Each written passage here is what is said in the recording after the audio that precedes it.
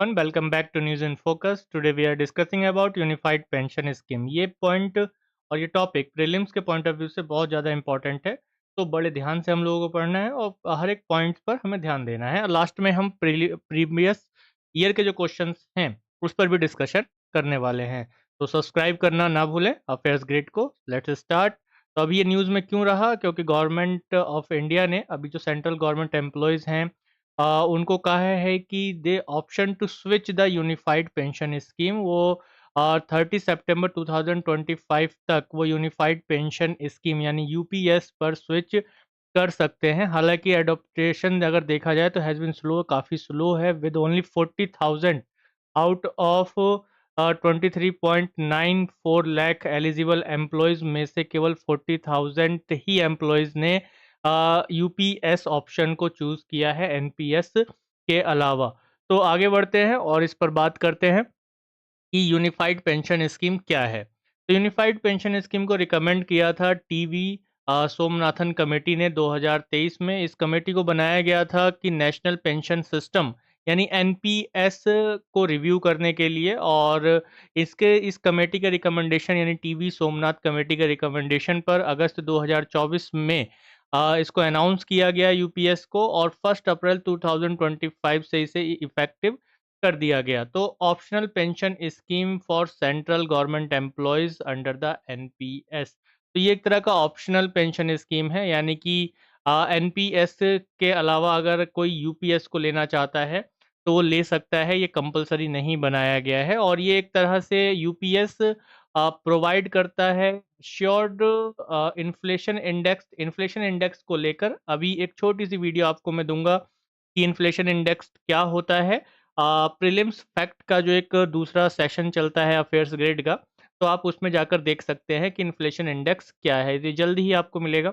And इसके साथ साथ एडिक्वेट रिटायरमेंट बेनिफिट, रिटायरमेंट के समय जो बेनिफिट है वो भी इसमें आता है। और addressing concern relating longevity protection and pension predictability, यानी कि इसमें एक तरह से आफ्टर रिटायरमेंट जो एक प्रॉब्लम्स होती हैं लोगों को लाइफ को जीने में, अच्छे से जीने में, उस चीज़ को कम करने की कोशिश इसमें की गई है।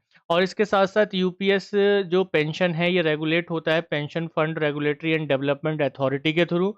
और इसके साथ साथ इसमें आप देखेंगे कि इसमें available is to both serving and retire employ, यानी कि ये जो है ये यूपीएस, ये तो जो ऑलरेडी सर्विस में है एम्प्लॉय, जो वर्क कर रहा है, जॉब में है, उसको वो भी ले सकता है। और इसके साथ-साथ ऐसे एम्प्लॉय जो रिटायर हो चुके हैं, वो भी इसको ले सकते हैं।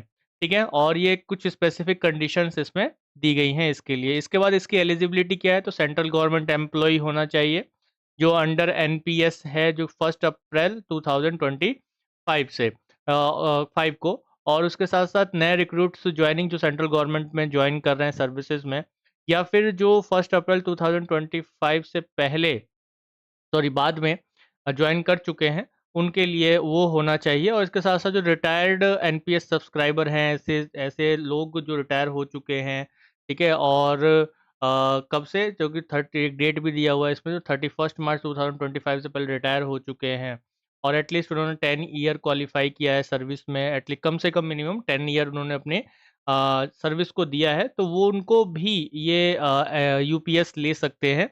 वो भी लोग यूपीएस ले सकते हैं। इसके साथ-साथ ये legally वेडेड spouse of the decrease NPS subscriber, तो एनपीएस सब्सक्राइबर को जो कि रिटायर हो चुके हैं यूपीएस। ये एलिजिबिलिटी क्राइटेरिया इसमें बताया गया है। इसमें कंट्रीब्यूशन की अगर हम बात करें तो एम्प्लॉयी कंट्रीब्यूशन 10% रहेगा ऑफ बेसिक पे plus dearness allowance. Government contribution की बात करें तो मैचिंग 10% ऑफ बेसिक पे प्लस डियरनेस अलाउंस। और एडिशनल गवर्नमेंट कंट्रीब्यूशन की अगर हम बात करें तो अराउंड 8.5% ऑफ बेसिक पे प्लस डियरनेस अलाउंस।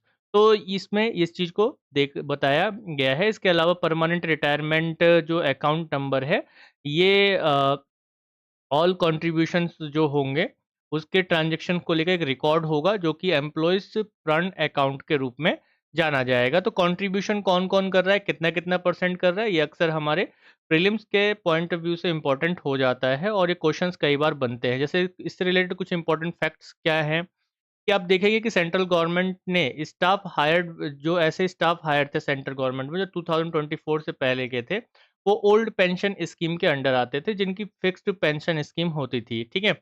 और जो 2024 के बाद आए, उनके लिए एनपीएस मैंडेटरी कर दिया गया। तो इसके बाद मैंने ऐसे ऐसे बहुत सारे एम्प्लॉयी हैं जो लगातार इस बात को डिमांड कर रहे हैं कि ओल्ड पेंशन स्कीम को फिर से रिटर्न किया जाए, क्योंकि उसमें एक फिक्स पेंशन रहा करता था और जो कि हायर सिक्योरिटी और नो एम्प्लॉय कंट्रीब्यूशन उसमें रहता था। उसमें एम्प्लॉय कंट्रीब्यूशन नहीं करना पड़ता था, जबकि एनपीएस हो या यूपीएस हो, इसमें हम देखने को मिलता है कि एम्प्लॉयज़ को कंट्रीब्यूशन करना पड़ता है।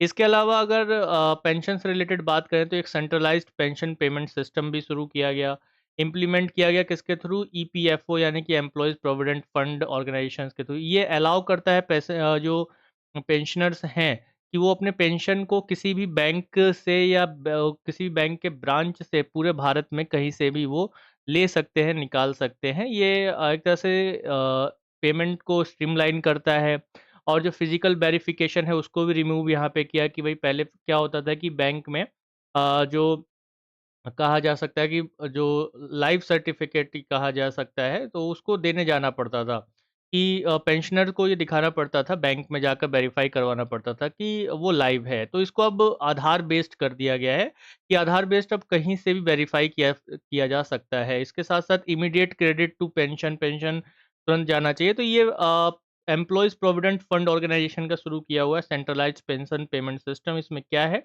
ये आपको पता होना चाहिए। क्वेश्चन बड़े आराम से यहाँ से बना हुआ भी है और आगे भी बनेगा। इसी तरह से अटल पेंशन योजना है, जिसे 2015 में लॉन्च किया गया था और इसका ऑब्जेक्टिव था creative a universal social security system for all Indians. ये अटल पेंशन योजना के बारे में आप जानना चाहते हैं तो इसके लिए भी प्रीलिम्स फैक्ट को लेकर एक छोटी वीडियो आपके लिए बनाई गई है, तो आप उसे भी देख सकते हैं। तो specially for poor, under privileged and the worker of unorganised sector एवं जो अटल पेंशन योजना है, इसको लेकर इसका एक वीडियो भी मैंने पहले बनाया हुआ है, तो उसका लिंक मैं डिस्क्रिप्शन में डाल दूँगा, आप उसमें भी देख सकते हैं इसके बारे में, क्योंकि इससे रिलेट करके क्वेश्चन्स भी हमारे बने हुए हैं। लाइक जैसे 2016 में क्वेश्चन बना था कि रिगार्डिंग अटल पेंशन योजना, which of the following statement is और आर करेक्ट?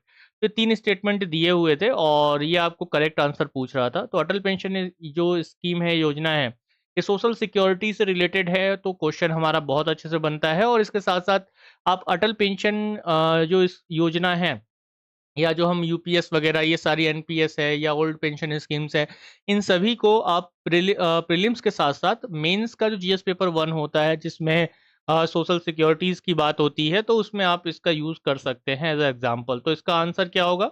आंसर होगा सी 1 एंड 3 आर करेक्ट, ठीक है? तो 2 क्यों गए? Only 1 member of a family can join the scheme, तो ऐसा नहीं हो सकता है कि केवल फैमिली का एक ही मेंबर ये फैमिली बेस्ड नहीं है, इंडिविजुअल है, ठीक है? इंडिविजुअली इसको जॉइन किया जा सकता है, ठीक है? और इसके साथ-साथ एक और क्वेश्चन 2017 में एनपीएस से बना था, नेशनल पेंशन सिस्टम से बना था। तो इसमें ये पूछा हुआ है कि who among the following can join the, है ना? कौन जॉइन कर सकता है? रेज़िडेंट इंडियन सिटीज़न्स ओनली, केवल यही जॉइन कर सकते हैं। ऐज क्राइटेरिया दिया हुआ है। All state government employee joining the service after the date of notification by the respective state government, और डी ऑप्शंस भी आपको दिया हुआ है। ऑल सेंट्रल एम्प्लॉयज की बात की गई है और डेट दिया हुआ है, तो आंसर होगा इसका सी, इसका बिल्कुल सही होगा। All state government employees joining the services after the date of notification by the respective state government. देखो रेजिडेंट इंडियन सिटीजन ओनली ये जो दिया हुआ है, तो यहाँ तो हर कोई रेजिडेंस है ना, ये जो गवर्नमेंट एम्प्लॉय नहीं है वो भी है, लेकिन ये किसके लिए? गवर्नमेंट एम्प्लॉयज के लिए, इसलिए गलत हो जाता है। तो यहाँ पे जो एज है वो भी ठीक नहीं है। तो इस एनपीएस को लेकर भी बहुत सारे वीडियोस बने हुए हैं और बना कर दिए हुए हैं मैंने, आप लोग उसको भी देख सकते हैं। So thank you everyone, thank you very much once again. आप लोग एंड तक बने रहे। मेरा नाम त्रिभुवन जय सिंह है, आप मुझे इंस्टाग्राम पर भी फॉलो कर सकते हैं। इसके साथ साथ चैनल को सब्सक्राइब करना ना भूलें और अदर इन्फॉर्मेशंस के लिए like different types of PDFs and knowledges के लिए आप टेलीग्राम पर अफेयर्स ग्रेड को ज्वाइन कर सकते हैं। So thank you everyone once again, जय हिंद।